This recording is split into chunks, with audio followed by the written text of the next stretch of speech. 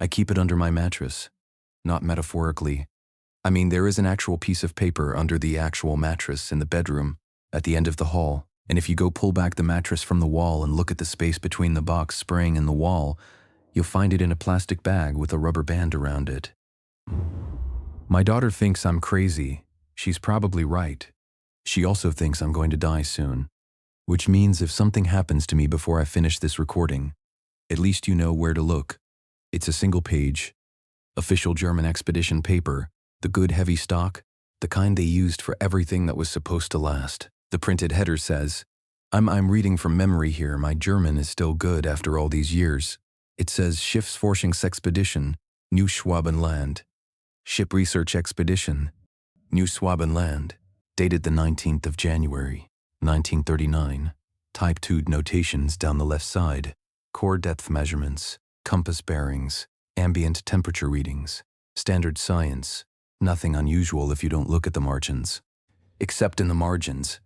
Different ink, different hand, cramped handwriting I would recognize anywhere because I watched her write it, right there at that bench, right there in that converted storage room that smelled like cold metal and chemical reagent, and the particular dry ice cold that was different from the regular cold, which was different from the cold outside.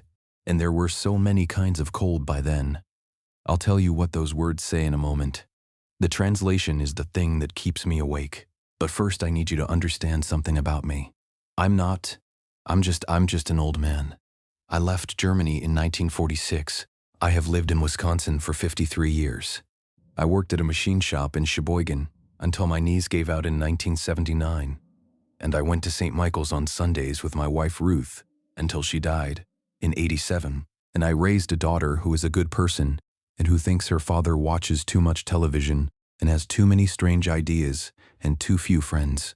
I understand why she thinks this. I am asking you to listen anyway, because 3 months ago I watched a segment on the television news about something called the Filchner-Ronne ice shelf destabilizing, and the glaciologist they interviewed, young woman, very professional, very calm, used the word membrane to describe the ice.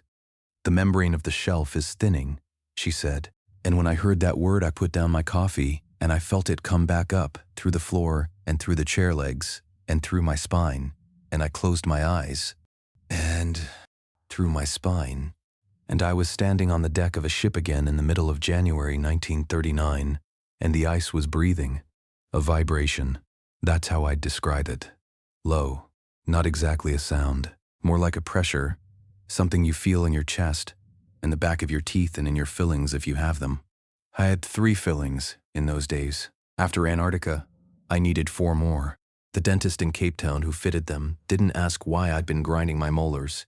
I want you to hold on to that, the vibration, because I am going to describe what happened over the next 22 days, and by the end of it you are going to understand what it means that I feel it again sometimes when the house settles at night. You are going to understand why I put the lamp on and sit in the chair until morning. I was 24 years old, and I was a radio technician. That is the short version.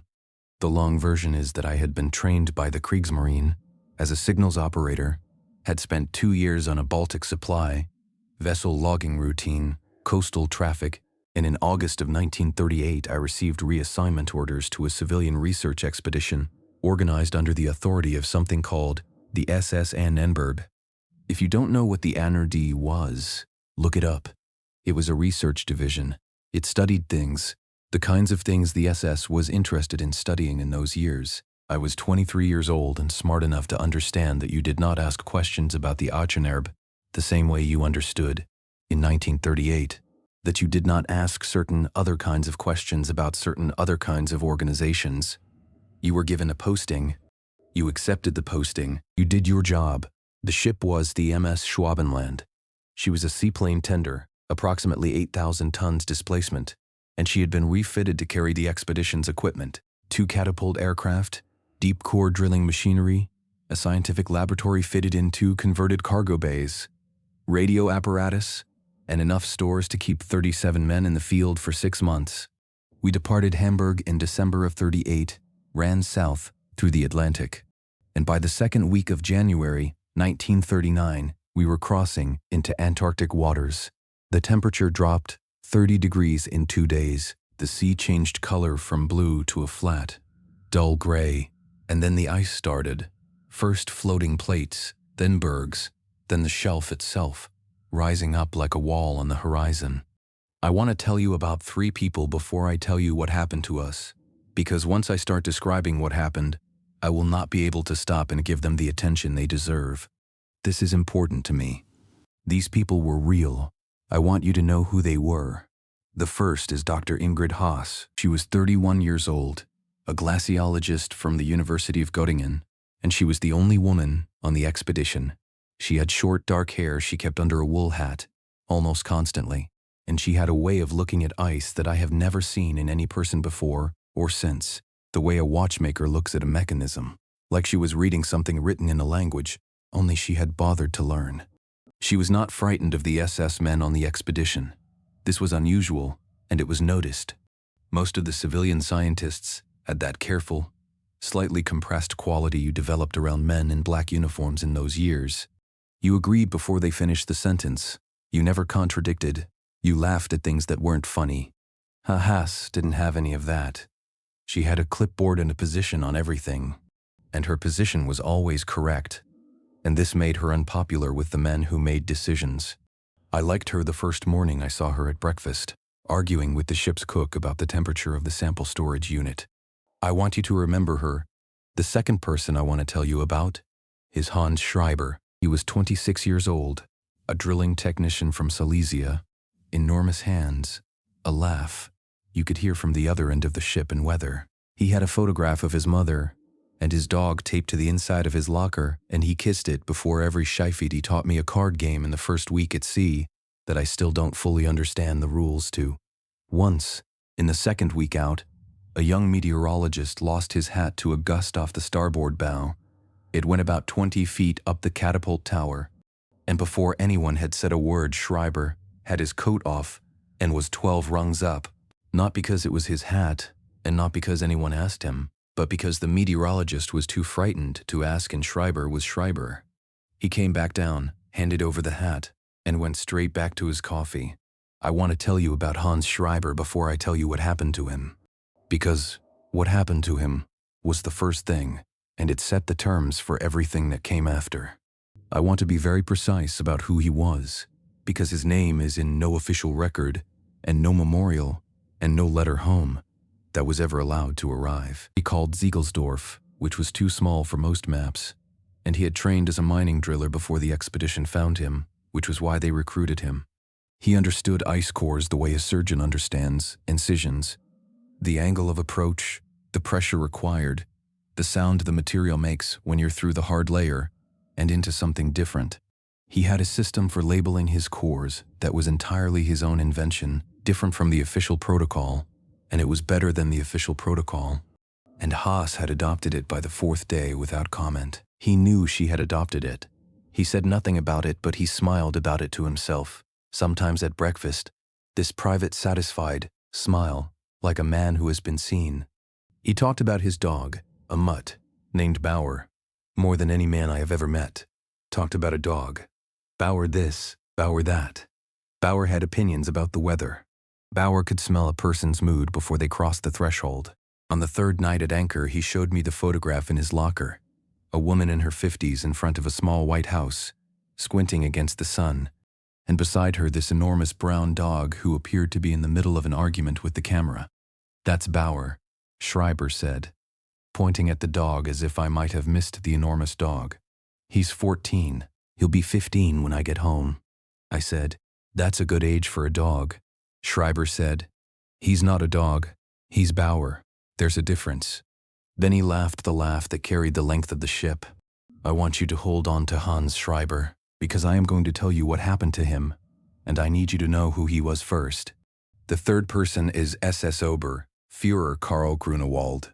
He was the expedition's chief scientific liaison, which was the polite designation for the man who represented the Ahnenerbe's interests, and therefore the man whose word was final on everything. He was 45 years old, and he had the kind of face that looks like it was built in a press, flat surfaces, no wasted material, no warmth. on the ship even in Antarctic waters, which I thought initially was theatrical, but came to understand was just his nature. He was not stupid. I want to make that clear. He was not an ideologue in the way some of them were, the ones who shouted. He was something worse than that. He was a man who had decided, at some point, that what the mission required to be true would be true, and no evidence would change that, because evidence was always subordinate to the mission. I have met this kind of person since, in other contexts. They are usually the ones who get people killed. Grunwald believed Antarctica held something specific. The Ahnenerbe had various theories about ancient civilizations, primordial power sources, things I won't dignify by repeating.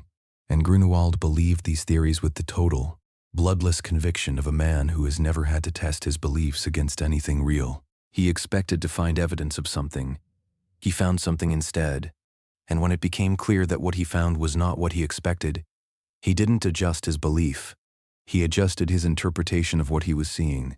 He did this right up until the moment when there was nothing left to interpret, and no one left to lie to. But I'm getting ahead. We reached the ice shelf in the 3rd week of January. The coast of what the expedition had named New Schwabenland, New Schwabenland 50 feet above the waterline, and behind it, in all directions, more ice. Ice as far as the catapult aircraft could fly and return. This was expected. This was Antarctica. What was not expected, and what nobody on the expedition had a notation for, was the veining. You probably think ice is white. Ice is not white.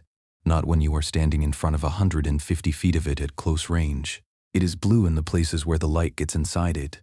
And at the waterline, it goes almost green, and in cracks and pressure fractures, it goes black as a mineshaft feet. I had been prepared for this from photographs. Face in long vertical threads, the width of my thumb in some places, the width of my forearm in others, running from the waterline all the way up to the top of the face in unbroken lines, not cracks. The ice around them was solid, unbroken. The threads were inside the ice. They followed a pattern, irregular but not random, branching at intervals, the way the grain in a piece of very old wood branches. I did not know the word for it then. I have the word for it now. It was vascular. Haas was at the rail for 20 minutes the first morning, with her binoculars before she said anything. She was very still. Then she turned around, and I saw her face do something I had not seen on it before. "Those are not glaciological features," she said. Not to Grunewald, not to Capitaine Vogt, on the bridge above us, just to the air in front of her. Then she wrote something on her clipboard. Grunewald, standing 2 meters to her right, looked at the same ice and said, "Mineral striations, volcanic substrate activity from below the shelf." He said it the way you close a cabinet door. Clean, final, done, done. Haas looked at him, didn't argue, wrote something else. I was at my radio station in those first days, running routine communications checks, logging transmissions to Cape Town and Hamburg, calibrating the equipment. The radio was a standard naval set, and I knew it the way I know my own face. In the first 3 days at anchor, I had one anomaly, a return signal on the shortwave band that I could not attribute to any known transmitter. Not another ship. I checked every logged frequency. Not an atmospheric echo. The pattern was too consistent, too clean. A tone, low, almost at the edge of what the receiver could resolve. Coming from. I spent an hour attempting a rough triangulation and concluded it was originating from below us, from what was under the water, under the shelf. I logged it. I did not report it immediately. In those days, you did not report things until you could tell someone what they were. What I did not know yet was that the same tone, lower, below the threshold of hearing, was already coming through the steel of the hull. I noticed it the 3rd day, a vibration, faint enough that I thought at first it was an engine harmonic, some resonance in the hull from the idling machinery. But we were at anchor. The engines were idle. I put my palm flat against the hull plate. It was breathing. One slow pulse every 8 or 9 seconds, regular as a clock. I took my hand away. I looked at it. I put it back. Still there. I logged it as an unidentified mechanical vibration, possible source unknown, and I went to the mess hall and ate my dinner, and I did not look at anyone. The drilling began on January the 16th. Schreiber's team went out onto the ice shelf in 3 shifts, boring core samples to study the age and composition of the shelf. This was legitimate science. This was what Haas was there to study. By the end of the second day, they were 40 meters down, which was within normal parameters for the equipment, and the cores they brought back were extraordinary, long cylinders of ancient ice.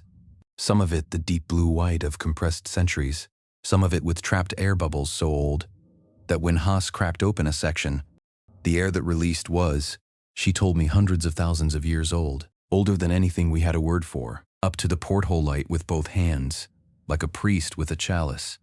And she said, very quietly, "This was breathing before we were born." On the evening of the 3rd day of drilling, Hans Schreiber came into the mess hall with a core sleeve in his hands, and he set it on the table, and he said, "Haas needs to see this." That was all. He said it in his normal voice, but his face was doing the careful still thing that a person's face does when they are working very hard, not to show the thing they are feeling. The core was the same dense polar ice for the first third of its length.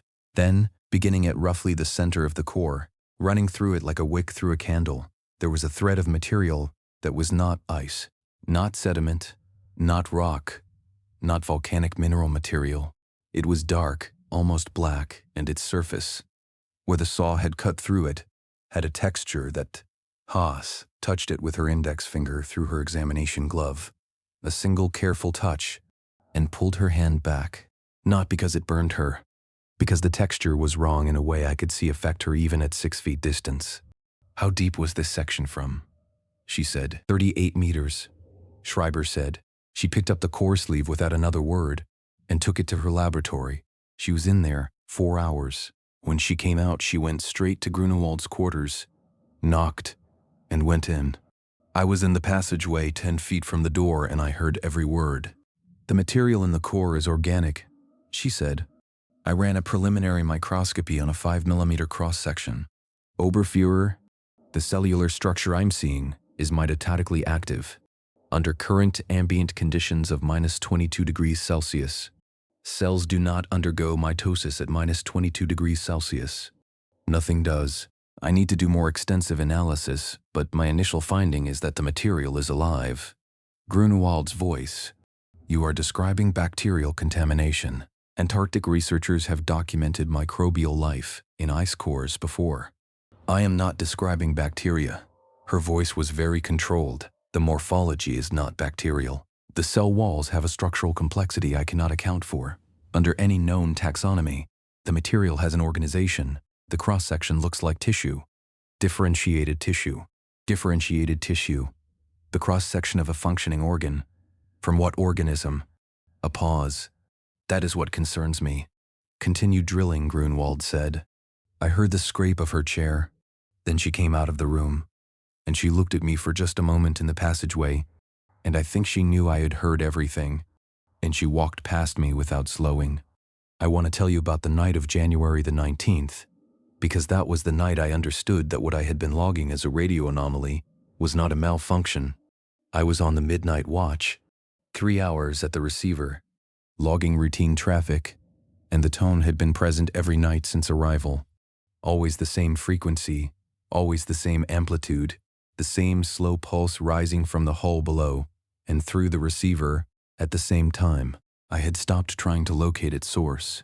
I had started living with it the way you live, with a ringing ear. You know it's there. You don't look directly at it. At approximately 0200, the tone changed. Shifted frequency, not randomly. It shifted in a pattern I had heard before. Because I had generated it, the pattern was the frequency signature of my own transmission. Routine position report on the shortwave band. A burst transmission, about 3 seconds. Specific frequency shape. Specific modulation pattern. Nobody has exactly the same signature, same as a handprint. The tone coming up from below the ship was repeating my signature back, not the content of the message, just the shape of my signal. It was listening to me transmit, and now it was showing me that it had heard. I sat still for about 10 minutes. I thought about that. I thought about what kind of thing, sitting 40 meters below the surface of an ice shelf that had been frozen and dark for 60,000 years, would listen to a radio transmission, and then play it back as a question.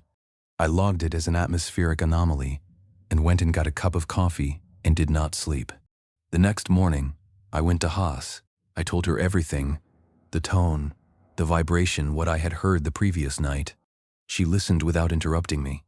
Then she was still for a moment. She said, "It heard you." I said, "I don't know what to make of it."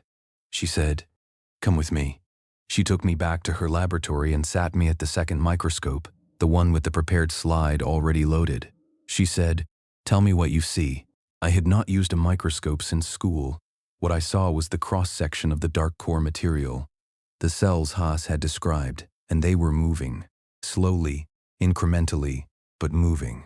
Slowly, incrementally, but moving. Extending and contracting, a rhythm I recognized before I could name it. One slow beat every 8 or 9 seconds. I pulled back from the eyepiece. I looked at Haas. She said, "Now watch it for 60 seconds. I watched it for 60 seconds. In 60 seconds, the cells moved. Not randomly. In 60 seconds, the cells moved in a coordinated pulse, extended together, rested together, and some of the cells at the edge of the sample had shifted position, had moved toward the edge of the slide, and I realized, and I felt something cold in my throat that had nothing to do with the temperature in the room. I realized that the sample was orienting. A 5mm cross-section of material that had been in solid ice for 60,000 years was, under the light of my microscope lamp, orienting towards something, moving toward the glass, trying to get closer to the source of warmth. It was exploring me the same way I was exploring it. This material was enclosed in ice frozen for a minimum of 60,000 years, Haas said. It is active.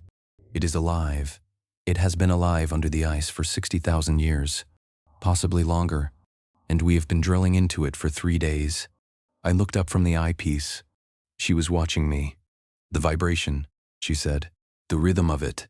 Does it feel like a pulse?" "Yes," I said. "Exactly like a pulse." She picked up her pen and turned to her notebook.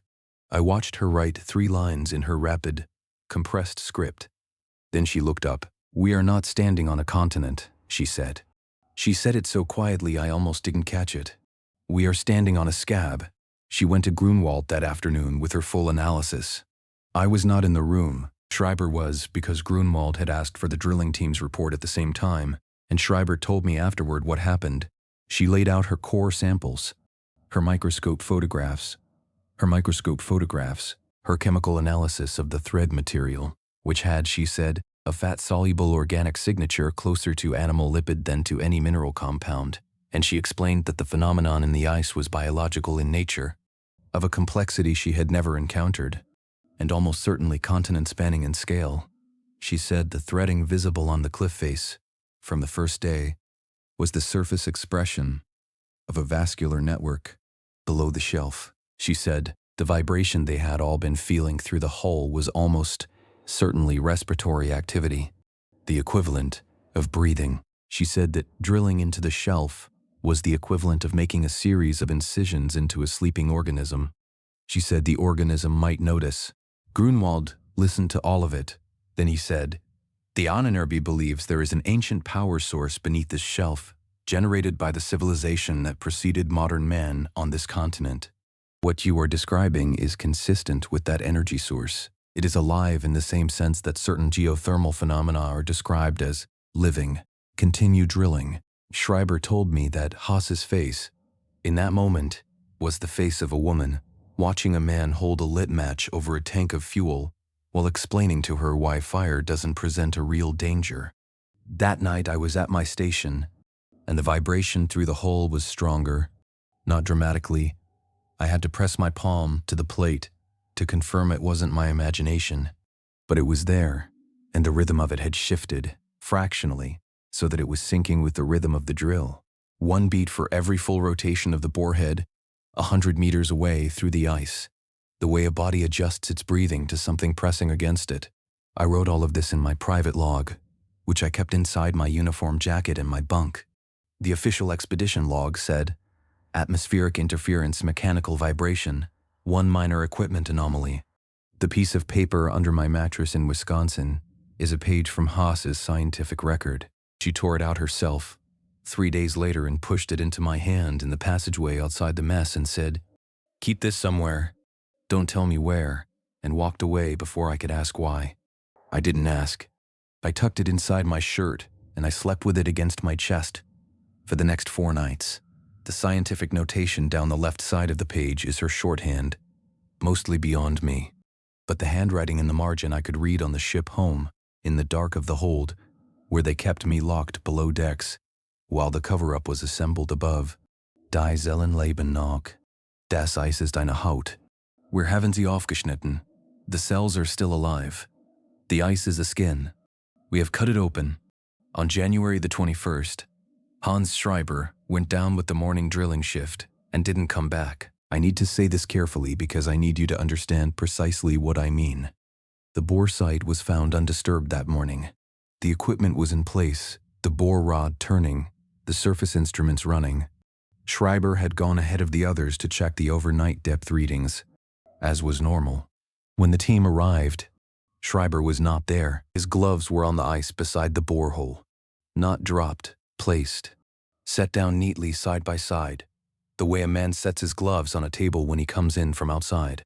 The borehole was sealed, not iced over, not collapsed, sealed. The hole we had been drilling for 5 days, 3 inches in diameter, 60+ meters deep, it was closed from below. The ice surface was smooth and continuous, and if you did not know exactly where to stand and exactly what to look for, you would not know the hole had ever been there. The ice had not frozen over it. The ice had closed around it, seamlessly, like skin over a needle mark. Schreiber was inside the ice. We did not know that yet. We thought he had fallen somewhere, wandered off in the dark before dawn, had an accident. Grunwald ordered a surface search while Vogt had men check the hull in case he had somehow. I don't know what the theory was. The theory was that a thing had not happened that had happened, because the thing that had happened was not possible. Schreiber found us first. At 1400 hours, my receiver opened on its own. No scheduled broadcast, no keyed transmission. The indicator light came up on its own, and I heard Hans Schreiber's voice. I want to be very precise here. I am not a superstitious man. I have never been one. I know radio equipment the way a carpenter knows wood. I am telling you exactly what I heard. "Willie," he said. "Willie, you should come and see this." His voice was wrong. Not distorted. Wrong. The quality of it, the breath behind the words, like a recording of a person rather than the person. Like a sound produced somewhere, with different acoustics than any room I had been in. Longer, smoother, no corners. I keyed the transmitter. "Hans, Hans, give me your position." "Are you hurt?" Silence for 5 or 6 seconds. Then, "It's warm here." "Hans, your position." Another pause. Then his voice again, and the wrongness in it was settled as the word. The voice of someone speaking from inside something, rather than out in the open, from a comfortable interior. "It has been here a very long time. Willie, under all of it, before the ice there was already this. Before the ice there was already this. It has been waiting here under the ice, and I think it is glad we came." The transmission ended. The vibration peaked for approximately 10 seconds, a single sustained pressure like a muscle contracting, and then it settled back to its resting rhythm. I went to Grunewald with the recording log. He listened with his eyes closed. When it finished, he said, "An atmospheric phenomenon producing a voice frequency signal. This is documented in polar radio literature. The ionosphere can Oberführer." I had never interrupted him before. I have operated radio equipment for 6 years. That was Hans Schreiber's voice. That was his individual vocal pattern and his way of speaking. He is alive somewhere inside the ice shelf. Grunewald looked at me for a long time. "If Schreiber is alive inside the shelf, continued drilling will locate him," he said. "We will drill to the point of contact and extract him." Haas was standing in the doorway behind me. She said nothing. She looked at me, and she made a small motion with her head, not toward the drill site, away from it, toward the ship. I did not go to the ship. I should have. I know that now. I knew it then. But Schreiber was down there, and I was 24, and I stayed. Over the next 48 hours, the ice changed.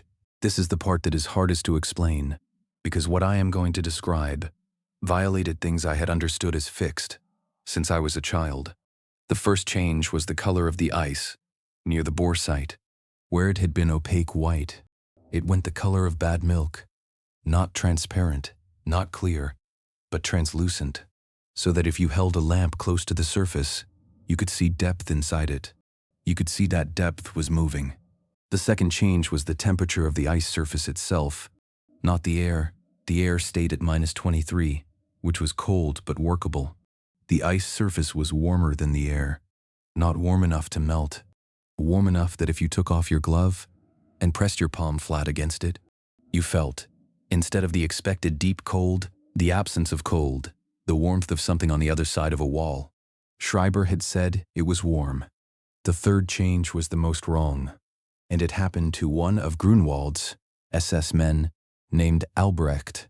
He had driven a pickaxe into the ice to anchor a rope line, left the site for 20 minutes, and came back to find the ice surface smooth and unbroken where the pick had been, flush with the surface of the ice, the metal head visible under a thin transparent layer that had grown over it in 20 minutes. He grabbed the handle and pulled. The pick snapped. Not bent, snapped. The metal head, which was good, industrial forged steel, shattered like a piece of chilled ceramic. I felt the vibration in my boots the whole time. One slow beat every 8 seconds. That evening, Haas showed me a thermal chart she had been compiling from surface temperature readings around the bore site. The temperature gradient, she said, tracing a pattern on the paper, extends outward from the bore in a radial pattern, like heat from a body's core to its periphery. She traced the circles, like fever. The site is inflamed. We need to stop drilling, I said. I know. Grunewald won't stop. She looked out the porthole at the shelf. In the dark, the ice had a faint luminescence, the thread veins in the face glowing very faintly with a cold blue light that I had not noticed in daylight, like something lit from inside. He has a theory about what this is, she said. He believes there is a civilization beneath the shelf, that this organism, as I understand it, is the mechanism of that civilization. He believes that if we drill deep enough, we will reach a human-constructed chamber. And what do you believe it is? She was quiet for a while. I believe we are standing on a living organism of continental scale, she said, dormant under the ice since before our species existed. I believe we have been drilling into its surface tissue for 6 days, and it is aware of us. And I believe, she stopped. What? What do you think happens, she said, when something of that size and that age, that has been dormant for 60,000 years, wakes up? I had no answer for that. We need to be on the ship, she said. We need to be on the ship, and pointed north. I went to Vogt instead. Not Grunewald. Vogt. The Kapitein. I gave him everything. The thermal readings, the radio transmissions, the core sample photographs, the fact that the ice around the bore site was now visibly different from the ice anywhere else on the shelf, the fact that we had lost Schreiber, and I could see him doing the calculation that every ship's captain does, which is the calculation between what his orders say and what his eyes are telling him. He was not a coward. He was not stupid. He was a man who understood that the person with the formal authority on this expedition was SS Oberfuhrer Karl Grunewald, and that SS Oberfuhrer Karl Grunewald had not yet given him cause to override the mission. He said, "Keep your engines warm, Becker." He meant be ready. I went back to my station and I kept my engines warm. On January the 23rd, Grunewald ordered the drilling depth increased to 60 meters. He brought in the heavier bore assembly, the equipment meant for hard substrate drilling, more torque, higher RPM. By noon they had reached 45 meters, and the thread material was visible in every core they brought up.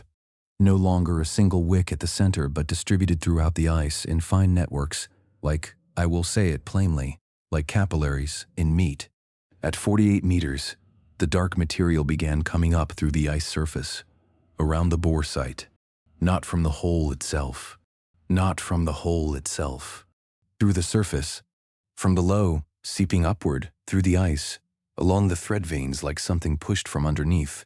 It spread outward from the bore site, in widening threads that followed exactly the pattern of the veining we had seen in the shelf face since day one, as if those veins had always been channels. And what was now moving through them was Brandt, one of the geologists, said it. Das ist Blut, he said. That's blood. It wasn't blood. I am certain of that. I could not have told you what it was, but it had the same relationship to what was below the ice. But it had the same relationship to what was below skin. It was dark and slow and warm, and when a drop of it fell on my glove, I felt the warmth through the leather. And I stood there looking at the glove for a long time before I wiped it off. The vibration was no longer something you had to be still and attentive to notice. It was a physical fact. Standing on the ice shelf, you felt it in your shins, your hips, your chest cavity. One pulse every 8 seconds. The men on the board team had started wearing their ear protection against it because it gave certain people headaches, and Vogt had brought the engines online because the hull was ringing with it, and the sound in the lower decks was enough to keep people from sleeping. And the radios were wrong. Not just my station. All 4 sets. Every transmission now had the tone under it, riding the same frequency like a carrier beneath the signal. Twice in 2 hours I intercepted transmissions I could not attribute to any ship or station. Fragments of German speech, voices I did not recognize, transmissions without call signs, recorded as if from somewhere with very different acoustics. Long corridors, or deep underground, or inside something. I thought about Schreiber saying, "I think it is glad we came." I thought about it with my hand against the hull plate and the pulse coming through the steel, and I was very afraid. On January the 24th, the drill hit something at 61 meters. The bore team reported the change in resistance immediately, not rock, not harder ice. The operator said, "It felt like drilling into something firm, but yielding, like hardwood," he said, "but warm, but warm." The drill sound changed, from the grinding of ice to something closer to the sound of tearing. The bore rod vibrated differently. The surface instruments spiked. Haas was on the shelf when this happened. I was on deck with binoculars. I watched her run to the bore site and grab the comm line. "Stop drilling," she said into it. "Stop drilling now. Pull the equipment to the surface. Now. Right now." Grunwald was beside her inside of 10 seconds. He took the comm line from her hand. "Continue at maximum bore rate. Continue at maximum bore rate. Continue at maximum bore rate." Haas grabbed his arm. She grabbed an SS Oberfuhrer's arm on the Antarctic ice shelf, and she said loudly enough that I could hear it clearly from the ship, "If you breach the inner layer, there will be a pressure release. We do not know what is pressurized below us. We do not know the volume. We do not know the composition of what will come out. We have been cutting into a living organism for 8 days. This is the last barrier. If you go through this, Dr. Haas," Grunewald said, "remove your hand." She did not remove her hand. "Remove your hand." She removed her hand.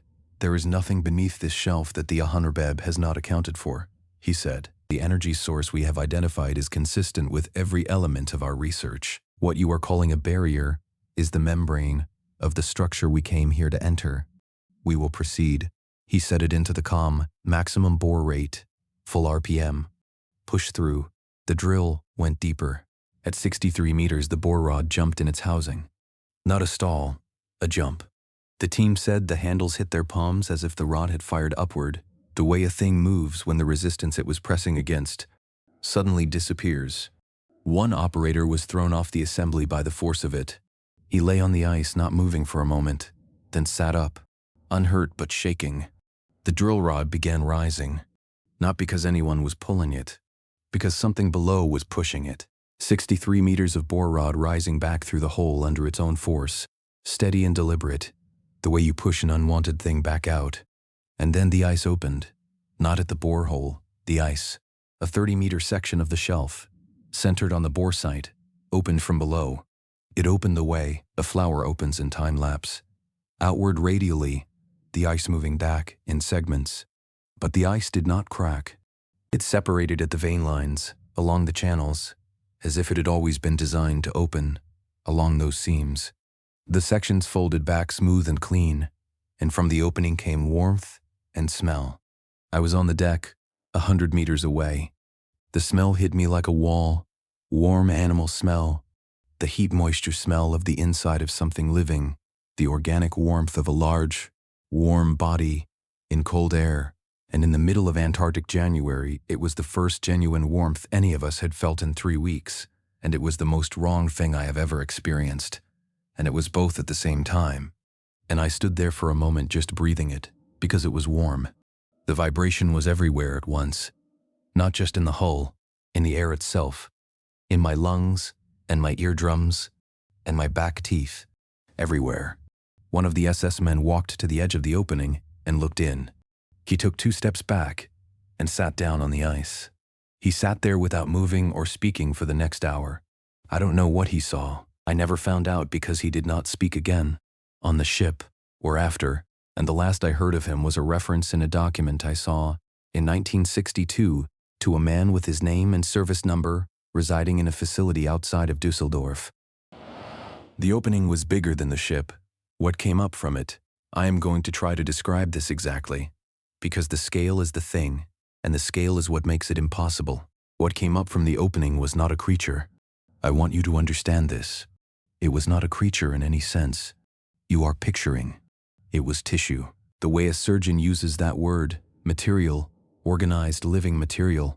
It rose through the opening under its own pressure, the way dough rises in a tin, slow and absolute, roped with the same threading veining pattern I had been seeing in the shelf face since the first morning, but now clearly what it had always been, vascular channels, carrying something between the deep interior and the surface. The mass rose 40 feet above the shelf surface and held that shape. It was the size of a building. It was breathing. I could see the surface of it moving, a slow rhythmic expansion and contraction, and the vibration that I had been living with for 9 days was no longer transmitted through solid surfaces.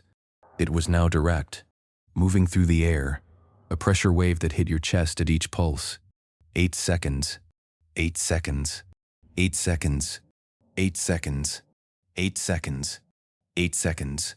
Sound it made was the same tone I had been hearing on my receiver since the first day of arrival, not transmitted through equipment, direct, from the tissue itself, a low pulse of pressure that you felt in your sternum. Haas was standing 20 meters from the edge of the opening. Haas was standing 20 meters from the edge. She didn't run. I watched her through the binoculars and I watched her face. While she looked at it, and her face was doing something that I think about more than almost anything else from those 22 days. It was the face of a person who has been afraid of something for a long time and is now standing in front of it and seeing that the thing is not what they imagined, larger, more present, more real, and finding that the fear doesn't cover what they're actually feeling. She looked at it the way you look at the ocean from a cliff, like something was pulling you forward. It was terrible. It was the most terrible and the most beautiful thing I have seen in my life. And I will say that plainly, without embarrassment, at 88 years old, there was a grandeur in it that I have no better word for. I was looking at something that had been alive before my species existed, something older than the ice had lived inside, something so large that its heartbeat came through the steel of a ship as a vibration you could log on instruments. I cried later. Not then. Then I was just looking. But later I cried, and I think part of it was for that. For the sheer scale of what we had found and what we were about to lose by being afraid of it. Grunwald walked toward the opening. Vogt, beside me on the bridge, grabbed the railing with both hands. "My God," he said, very quietly. Then the other openings began. I said, "Other openings. I need you to understand. This was not local. This was not a rupture in one place. The ice shelf, for as far as the catapult aircraft could see in all directions, and both aircraft were airborne at that moment 20 kilometers apart, and reported the same thing. The ice shelf was opening in more than a dozen places simultaneously. Same radial pattern, same biological dilation, the ice pulling back from the vein seams, as if responding to a signal that had propagated outward from the central bore site. The smallest openings were 10 meters across. The largest, the pilots reported their estimate at close to 300 meters across, and from each one, rising under its own slow pressure, tissue, the thread, veining in the shelf face that I had been looking at since the first morning. Since the first morning. The pattern in the ice. It was not a geological feature, and it was not a mineral striation, and it was not volcanic substrate activity. It was the vascular surface expression of the thing living below. The entire shelf. The entire 150-foot wall of ice for as far as anyone had flown or sailed. All of it was the outer surface layer of the same organism. We had not arrived at a continent. We had arrived at a body, and we had spent 9 days punching holes in its skin, and now the radios were screaming, not feedback, transmissions, transmissions. Every frequency, all at once, every transmission we had sent, from the first day of arrival, playing back simultaneously, layered, so that individual voices were almost inaudible in the mesh of them. My position reports to Hamburg, Haas's dictated field notes, Schreiber's work shift check-ins, the Capitan's weather logs, all of it playing back from below the shelf to every receiver on the ship, and between our transmissions, new sentences, assembled from our words but never spoken by us, new sentences in our voices, continue deeper. It's warm here. You should come see. It's glad you came. The cells are still alive. Continue drilling. This is Schreiber. We can hear you. We can hear all of you. The secondary vessel, the Passat wind, which had been holding position 7 miles to our east, broke onto the emergency channel. Her radio operator, a man named Faber, whose voice I knew from 2 months of routine traffic, said Schwabenland. This is Passat wind. We have ice movement along our port side. The shelf appears to be, he said something I couldn't parse, then something is coming up. Oh God, it's coming up along the full length of the static, but wrong, in the wrong acoustics. The Passat wind is here. The Passat wind is warm. Faber is asking you to come and see. I turned to the chart. The position's last reported position, 7 miles east, 17 kilometers between their hull and ours, and it was already at their hull. Already coming up through the ice alongside their hull. At the same moment it was opening the shelf at ours. This was not a local event. This was something acting across 17 kilometers of shelf simultaneously, as if distance was a notation. It found mildly interesting, not a constraint. I turned up the frequency scan and listened, and the signals from every point of the compass were wrong. Ice movement, anomalous contacts. Faber's voice, wrong, on a dozen frequencies, inviting. I turned it off and I reported our departure bearing to Vogt. The ship shook, not from the engines, from below. We're moving. We are making way north, and the hull is shaking, and I'm sorry. I slip back into it sometimes, even now, even at 88. We were making way north, full revolutions, and the tissue had reached the waterline of the shelf, and, at the edge where ice met open water, it stopped. I watched it from the stern as we pulled away. He had stopped walking and he was standing still, looking at the tissue mass. The mass, the large central extrusion from the bore site, shifted. I cannot describe this precisely. It oriented. That is the closest word. The mass moved the way a head turns to look at something when it hears a sound. Slowly, with a certainty that was worse than speed. And it found Grunwald, and it extended toward him. It touched his shoulder. He didn't make a sound. He stood there for 4 seconds. The tissue was touching his shoulder, pressing gently inward through his coat and his face. His face did something I had never seen it do. The flat, pressed, controlled expression he had worn every day for 6 weeks. The expression of a man who has everything ordered and understood and under control. That expression came apart. Not into fear. I want to be precise about this. Not into fear or pain. Into relief. The relief of a man who has been very tight about something for a very long time and has been allowed, finally, to stop. Slowly, like something spreading across a surface. He didn't struggle. He didn't make a sound.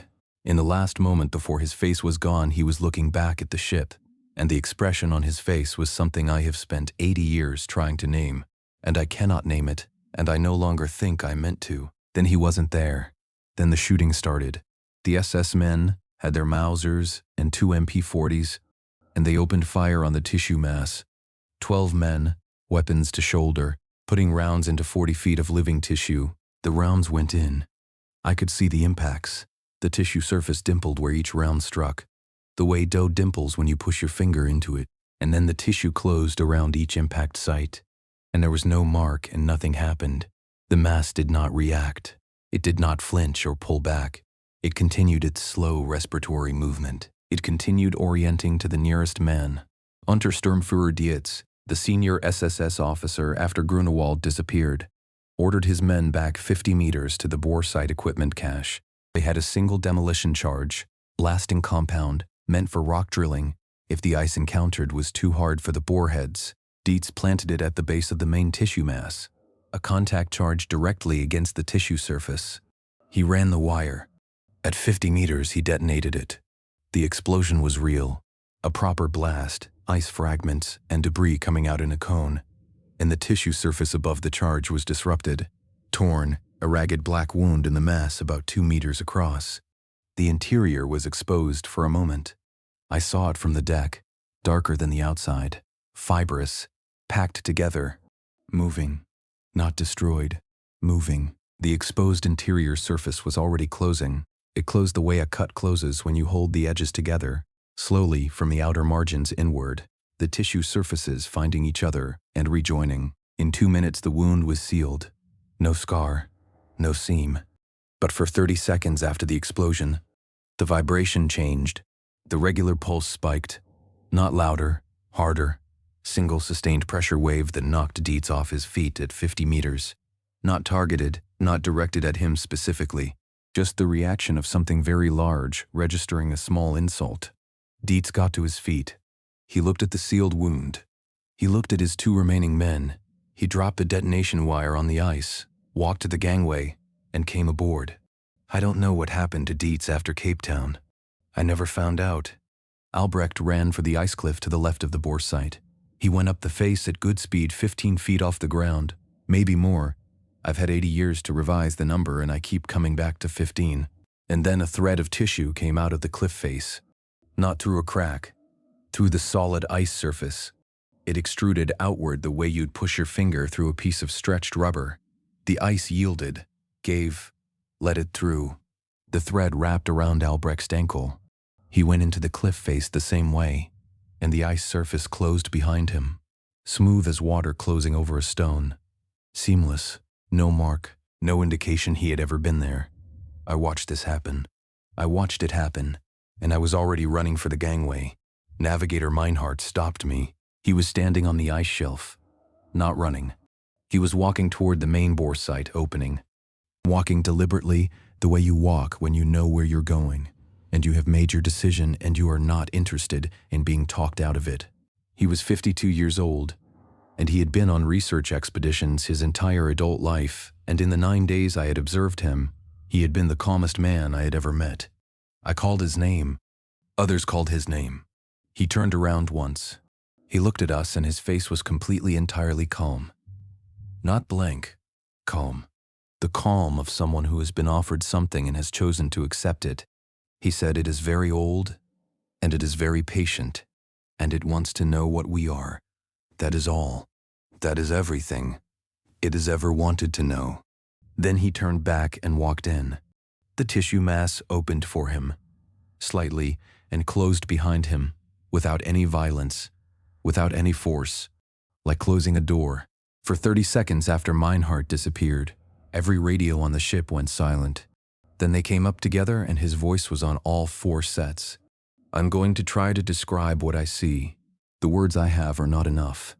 It goes down. I cannot estimate depth. It goes down to a depth I cannot estimate, and it goes out to a width I cannot estimate. I am inside something that is very large and very old, and it is thinking. Slowly, very slowly. I can feel it, thinking the way you can feel a large engine vibrating through a floor. The thinking is slow because the cold keeps it slow.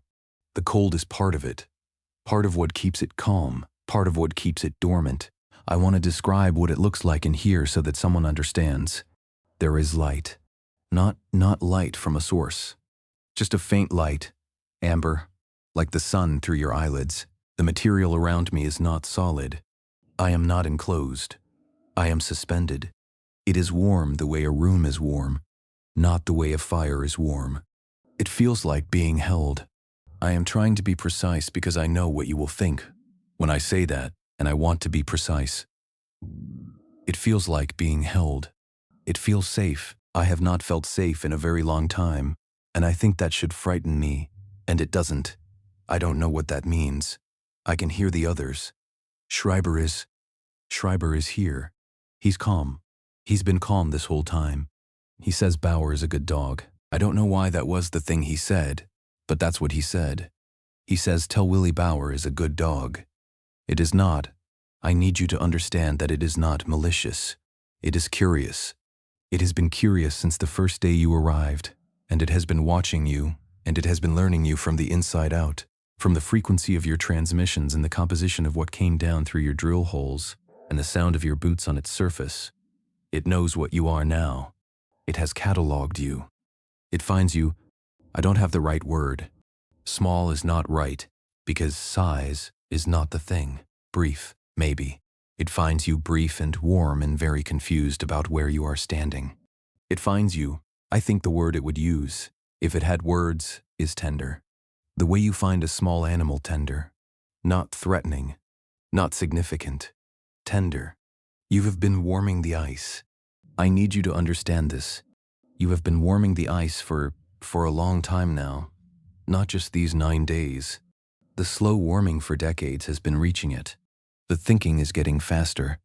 It is waking up more and more, year by year. And the waking has its own momentum now.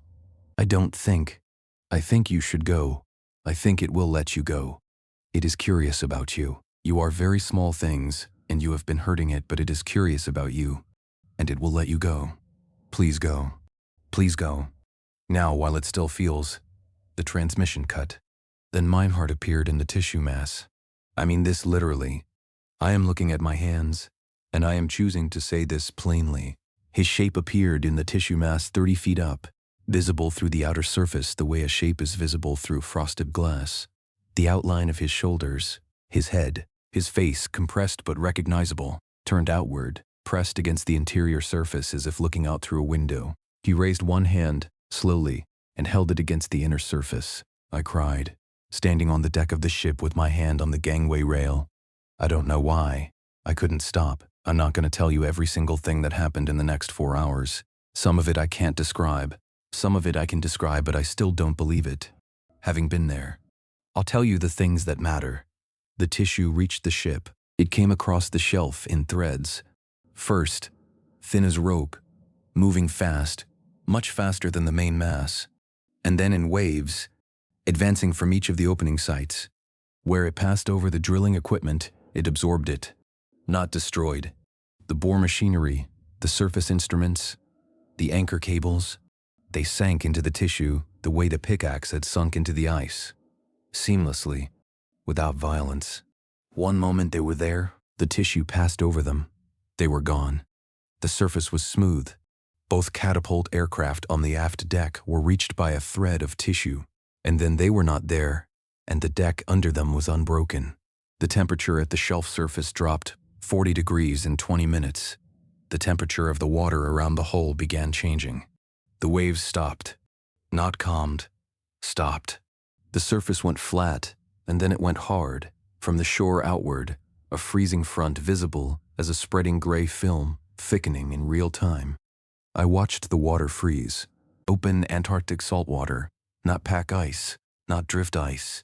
The water itself froze, in front of my eyes, from the shore toward the ship, and Vogt had the engines at full ahead, before it reached the hull with maybe 2 minutes to spare. The ship broke free of the forming surface ice, and began making way north. I was at my station, and the radio was a wall of voices, all recognizable, all wrong, all in the calm and closed acoustics of Meinhardt's broadcast, offering, describing, inviting, asking us to stop, and to stay, and to come inside. I turned the volume down to 0. I reported our departure bearing to Vogt. North, magnetic bearing 345, maximum revolutions. The ship shook, not from the engines. From below. We were moving, making way. The tissue had reached the waterline of the shelf, and, at the edge where ice met open water. It stopped. I watched it from the stern. It stood at the water's edge, the mass of it, and I thought for one moment that water was the limit, that the open ocean was the boundary, and that we were past it. 3 hours out, the bow lookout reported a contact in the water. Not ice, not a wave, something keeping pace with us, 40 meters off the port side, visible as a darker mass just below the surface, moving at our speed. Not attacking, not closing, 40 meters off the port side, exactly the whole time, like something holding its position relative to us quite deliberately, like an escort. I felt the vibration through the hull. Same rhythm, one beat every 8 seconds, the same rhythm it had held since the first day at anchor. We were 80 kilometers north of the shelf, and it was under us, in the open ocean, keeping pace. Contact is large, the lookout said. I cannot identify the contact. Thote asked for depth on the fathometer. The operator said, "Sir, the fathometer it's not giving a bottom reading. I'm getting a return at approximately 40 meters. But it's moving with us. It's not." He stopped. "It's not the bottom." He told the lookout to keep eyes on it, and he came down to my station, and he stood at my shoulder and looked at my log for about 30 seconds without speaking. Then he went back to the bridge. He did not say anything further about the contact for the rest of the night, picked up an automated distress transmission from the weather buoy tender Sturmvogel, which had been anchored 12 miles east of our last recorded position. The transmission was automated. The crew had not keyed it. A single message on loop. Schiff verlassen. Alle Mann von Bord. Abandoned ship. All hands off. Then the vibration tone. Then the loop. I tracked the transmission for 40 minutes and then altered bearing to locate her. We searched the position for 4 hours in the dark. There was nothing there. Pack ice, smooth and unbroken, where the Sturmvogel had been. No oil slick. No debris. No bodies. The surface of the ice over her last position was seamless. The same seamless surface as the bore site. The Sturmvogel is listed in the official expedition record. As lost to pack ice conditions, 2 crew members are listed as having been recovered. I have searched for any record of these men for 50 years. I have found nothing. On the second day out, the sky went wrong. Not storm wrong. The sky went the flat gray of a held breath. The same depthless gray it had been when we arrived in these waters. But this time from the south, from behind us, the cloud cover came north at a speed weather doesn't move, moving with us, staying over us, not overtaking us. The temperature dropped again. Open ocean, 60 miles from the shelf, the temperature dropped as if something was drawing warmth out of the air above us. The men on deck watch lasted 20 minutes before coming below. Their lips were white. The doctor gave them warm fluids and logged it as wind chill, which it was not, because there was no wind. 2 men on the night watch on the second evening reported shapes in the water, alongside the hole, smaller than the main contact, closer. They said the shapes moved in brief, direct lines, not circling, not drifting, and then stopped and held position, and then moved again. One of them said it was like something taking an interest in the hull, looking at it, running along the plates the way you'd run your hand along a wall in the dark. The main contact, 40 meters off the port side, held position for 31 hours. I have the log entries. Every 6 minutes, logged, for 31 hours. It was there the whole first night, the second morning, the whole second day, the second evening. It was there, accompanying us, holding its distance with a precision that could not have been accidental. Not following, escorting. There is a difference, and I felt the difference in my gut the whole time. Then, late on January the 27th, 57 degrees, south latitude, I marked it on the chart in real time. The contact fell behind. 6 minutes later, contact dropping astern. 6 minutes after that, contact not visible. 60 minutes after that, nothing on the fathometer but actual bottom.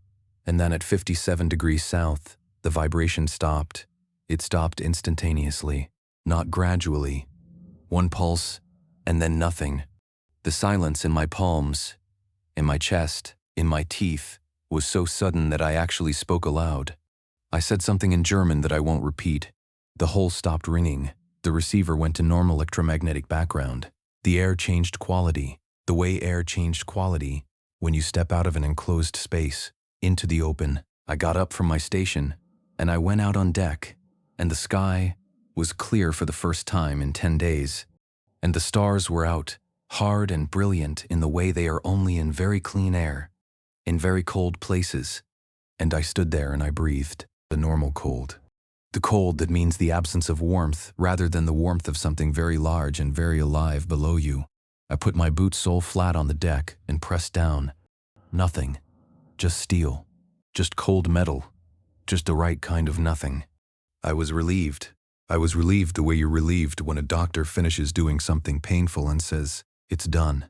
And under the relief was another feeling, smaller, harder, that had the shape of grief. We had left people in there. We had left Schreiber and Meinhardt and Albrecht and the others. We had left them, and the thing they were inside was still down there, and we had put holes in it, and we had driven away, and it had let us go. That was the thing I kept coming back to, on the deck with the stars out. It had let us go. Not because we outran it. Not because we drove it off. It let us go. And Meinhardt, before he went in, had said, "It is curious about you." We were very small things, and it had been curious about us, and it had let us go. I cried again. Same as before. I don't know why. We reached Cape Town in the first days of February, when we moored, which was notable because we had not transmitted our arrival time. Vogt was met on the gangway and escorted to a car, and I did not speak to him again. I have no record of what happened to Vogt. His name does not appear in any document I have been able to locate after 1941, when he was committed to a psychiatric facility in Rostock. The record lists nervous collapse, combat stress. Vogt had not been in combat. I was kept aboard for 4 days. No one asked me anything. On the 4th day I was taken to a building in Cape Town I could not identify, driven in a car with blacked windows, and placed in a room with no windows and a table and 2 chairs. A man came in. He was in a suit. Plain suit, plain face. Nothing I could describe to you now or then. He sat down and opened a folder and he looked at me with no particular expression. And he said, "Following your departure from MS Schwabenland, an uncontrolled equipment failure resulted in damage to the drilling apparatus and the loss of 4 expedition members to an ice shelf collapse event, consistent with observed shelf instability in the region. Secondary atmospheric conditions produced radio interference and navigational difficulty. A surface fog event contributed to vessel separation. 2 support vessels sustained pack ice damage. The expedition's scientific program was satisfactorily completed. You have been recommended for the Iron Cross 2nd class for service under dangerous field conditions." He said all of this in the voice of a man reading from a list. No inflection. No awareness that he was saying something false. Or if he had that awareness, no evidence of it. Complete conviction. He was not reciting a story. He was delivering the truth of what had happened, which had been decided somewhere above both of us before I walked in the door. I said nothing for a long time. He said, "Unteroffizier Becker, do you understand what I have told you?" I said, "Yes." He slid a document across the table. My official account typed neatly. 4 copies. Signature line at the bottom. I was 24 years old. I was in a room with no windows, and a man whose name I did not know, and I had not slept properly in 10 days, and I had left Hans Schreiber inside 60 meters of Antarctic ice, and I wanted to go home, and there were people who knew my name and grass outside the window. I wanted to see grass. I signed. I have regretted it since the moment the pen left the paper. I will regret it until I die, and possibly after, if that is a thing that continues. The war came. The war ended. I left Germany in 1946, came to Wisconsin in 1947, worked 30 years, married Ruth, raised a daughter. I did not speak of Antarctica to anyone. I thought about it every day. Kapitan Ernst Vogt, as I said, was committed to a psychiatric facility in 1941. Official reason: nervous collapse from combat stress. He died there in 44. Natural causes, says the record. He was 51. The 2 Schwabenland pilots who had been airborne during the event, and who had seen the ice openings from altitude, and filed written descriptions of the vascular shelf pattern, and the tissue rising from 23 simultaneous sites, Their reports survived long enough to be referenced in a secondary document, of which I saw partial photocopies in 1973. A researcher found me. I told him nothing. I was still afraid. The pilots themselves were both dead before 1950. I will not speculate further. I found Haas in 1961. She was in a facility outside Frankfurt. Admitted in 1941. Diagnosis: persistent delusional disorder with somatic fixation. This is the medical shorthand for a person who keeps saying the same thing and will not be persuaded that the thing is not true. She was 53 years old and she looked 70. She was sitting by a window in a chair, looking at a garden. She did not react when I came in. I sat across from her. I said, "Ingrid." She turned and looked at me, and her eyes focused, really focused, and she recognized me. She recognized me across 22 years in that room, with the garden outside. I said I kept the page, the one you gave me. She was quiet for a very long time. Then she said, "They're still in there. All of them. They can't die in there. That's what it does. It keeps them. They don't die." I left after that. I drove back to the highway and I pulled over and I sat for a while. Then I kept driving. I did not go back. I'm sorry for that.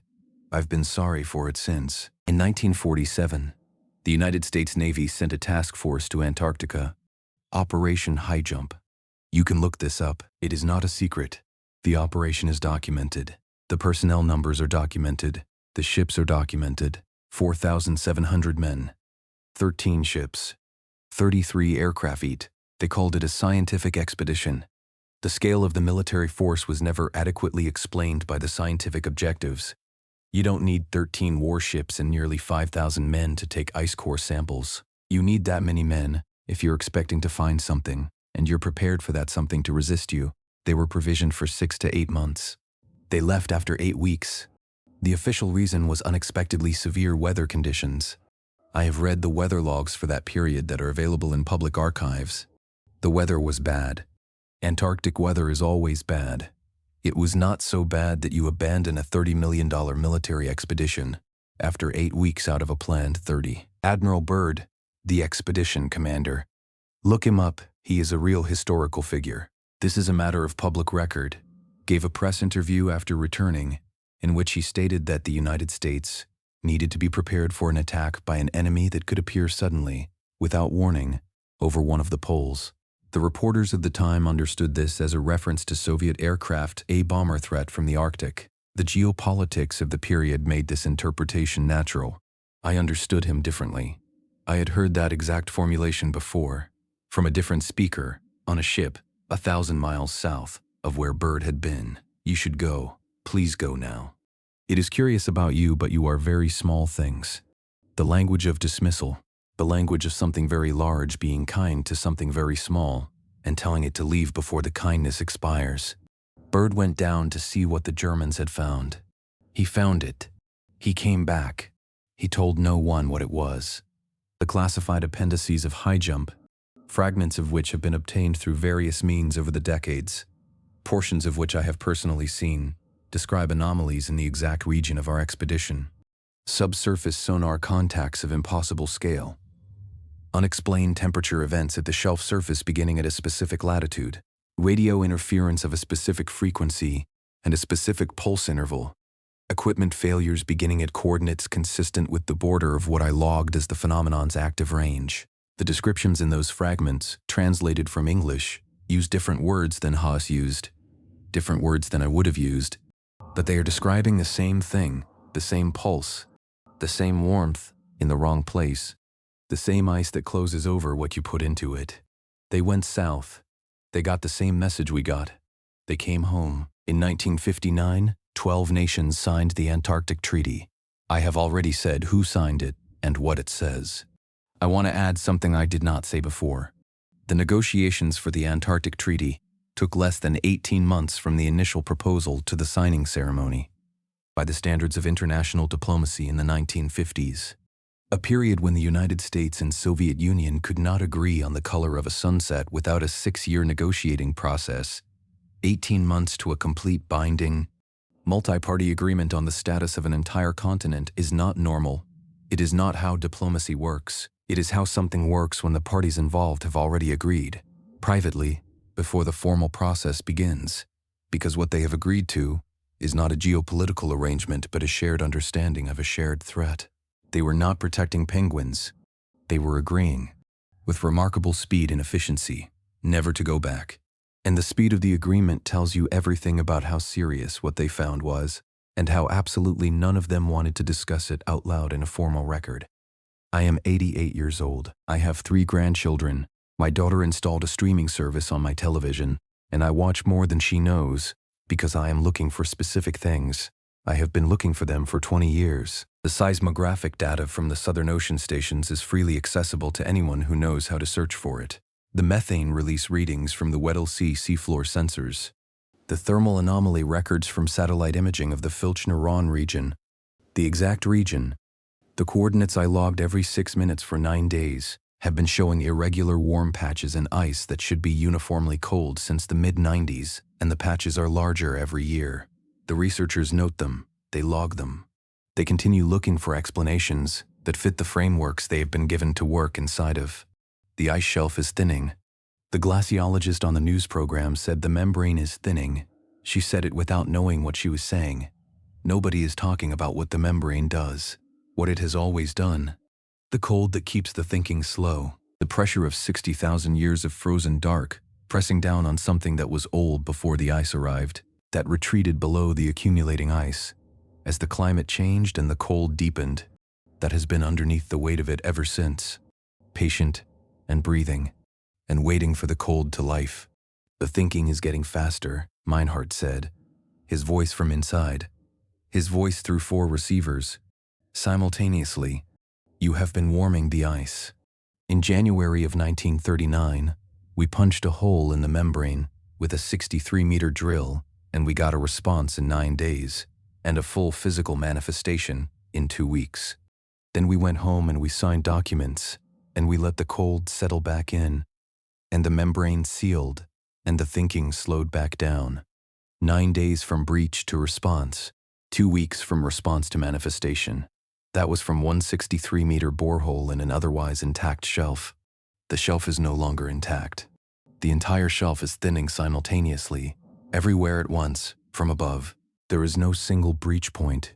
The whole membrane is weakening uniformly, the whole surface getting warmer, the whole weight decreasing. Whatever 9 days meant in 1939 is a different number now, a smaller number, getting smaller every year. In 2016, seismographic sensors distributed on every continent detected an unexplained low-frequency signal originating from the Southern Ocean. Scientists discussed it for months. They proposed microseismic activity, deep ocean current events, unusual atmospheric pressure patterns. None of the explanations fully held.